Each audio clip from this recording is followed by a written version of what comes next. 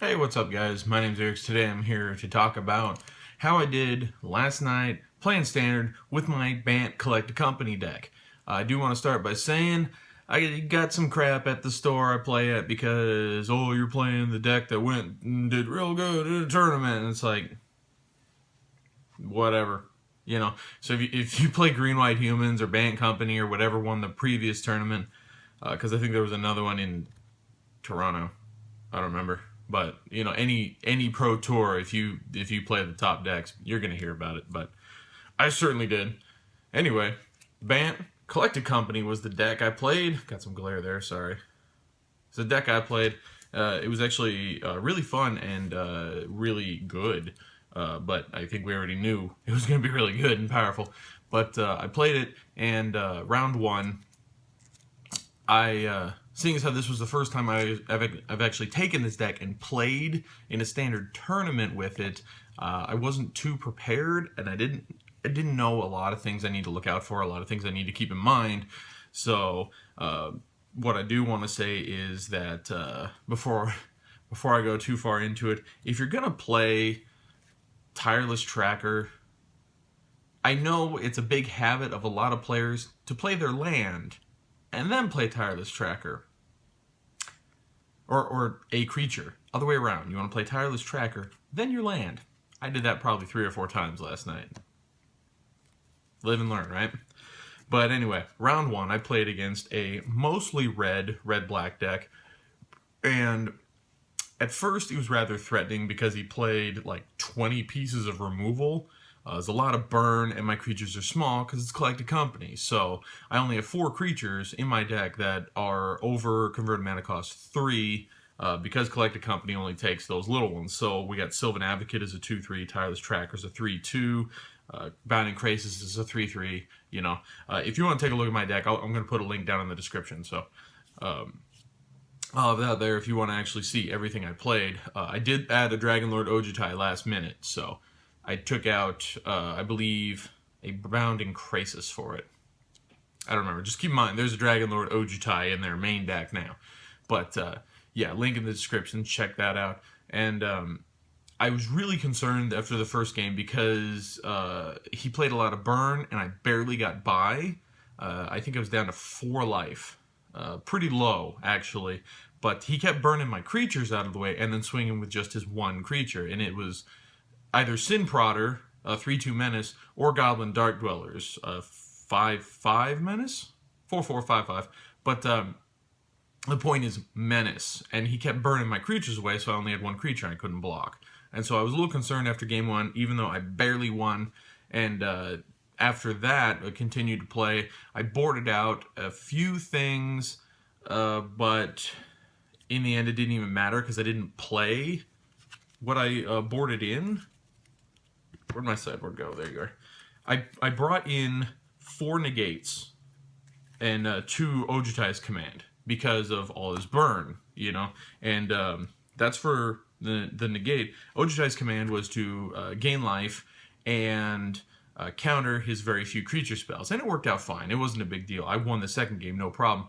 But the problem was he kind of got screwed on land, and his deck is mostly red with a little bit of black.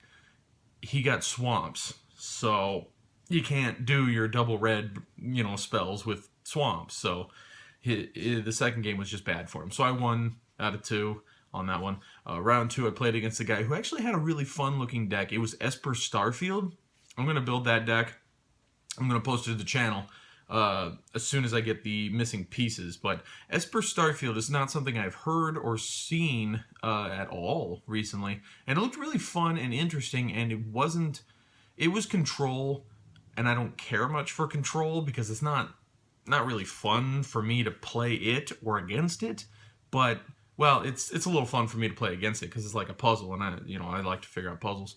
But it was okay. It used the Sigil of the Empty Throne a lot. I actually have some of the pieces right here. It used the Sigil of the Empty Throne for the creature base. And when this is down, if you play an enchantment, whenever you cast an enchantment spell, put a 4/4 white angel token flying on the battlefield. And then it used Stasis Snares, Bound by Moonsilver, I think, was in there, and Silk Wrap for his removal with Demonic Pact, which I thought was really cool because Demonic Pact is something I've wanted to play. It looks really fun and interesting, and I do like that, you know, you'll die after like 3 turns, 4 turns. Yeah, because you play it and then you get 3 turns of good stuff, and then the 4th turn you'll die if it's still there because you can't pick the same option twice on it. But this was really nice because it's got rid of small creatures. Like, he used it on my Jace, and that sucked. So I lost Jace. I really needed him.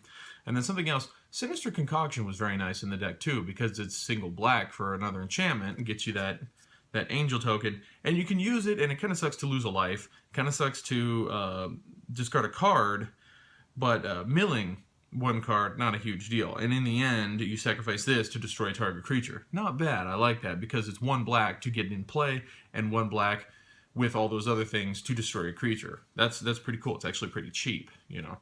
But it came down to a war of attrition. I won the first game, no problem. I just got more creatures than he got removal, so it's no big deal.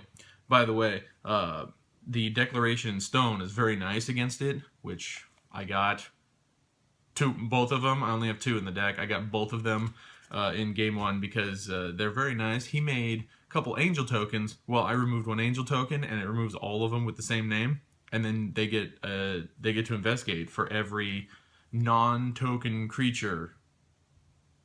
That player investigates for each non-token creature exiled this way. So it's really cool to. It was really cool to do that because his only attacking force was Shambling Vent, and those angel tokens, he had nothing else for offense, which is usually what control decks do. It controls you until it gets to a point where it can continue to control while it plays 1 or 2 bombshell creatures, you know, and slowly get you with that 1 creature while you're still, you know, under control, and yeah. So that was pretty cool. In game 2 against him, I boarded in 4 negates and my Ojutai's command. The command, not a big deal. It was mostly so I could get back, like Jace or Tireless Tracker or anything else he used Deadweight on.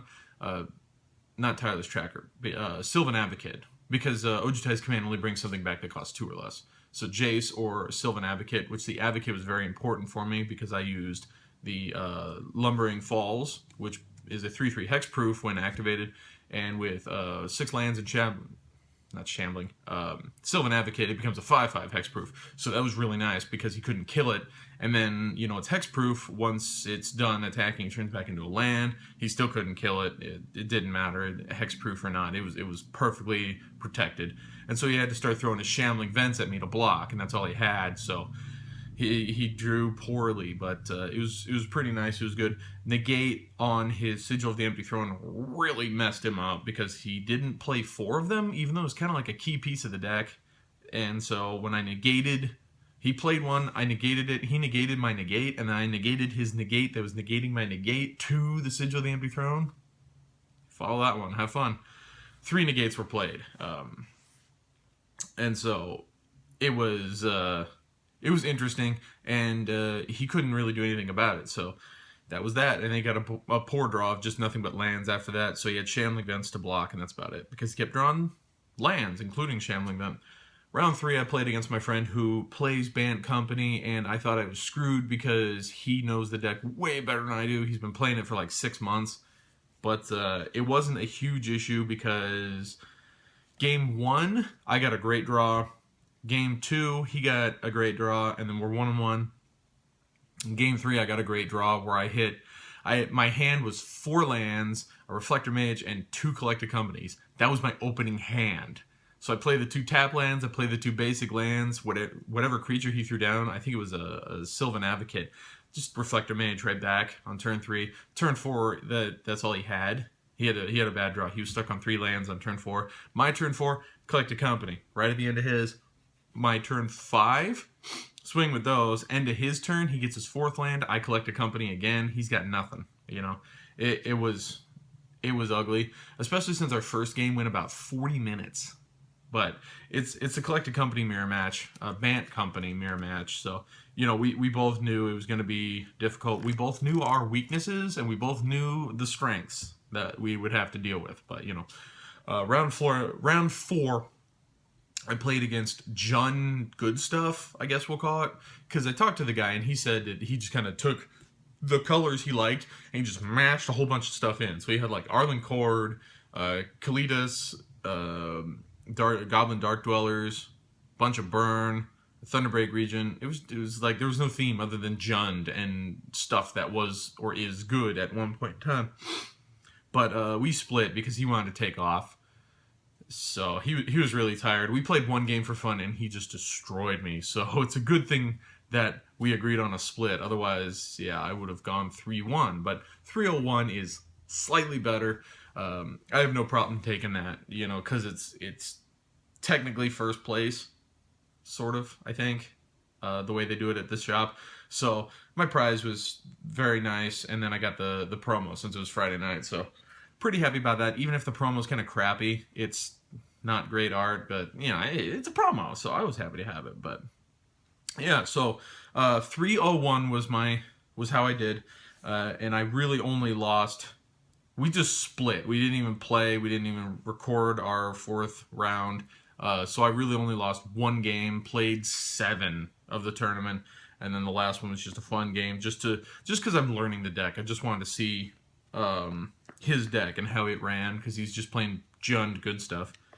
But yeah, Bant Collected Company, very nice. I probably will end up playing this for a long time. I'm going to build the Esper Starfield. Probably not going to play it in standard, but I will be building that. So if that's something you want to see, subscribe to the channel. Leave a like if you found this informative and helpful. If you have any questions about Bant Collected Company, I can help you with that a little bit. Send me your questions, and I have my deck right here. It's the same thing as the video I put up a few days ago, which I will have that link in the description, and then once I build the Esper Starfield, I'll put that down in the description too. So, thank you guys for watching. Hope this was helpful in some way, and I'll see y'all next time.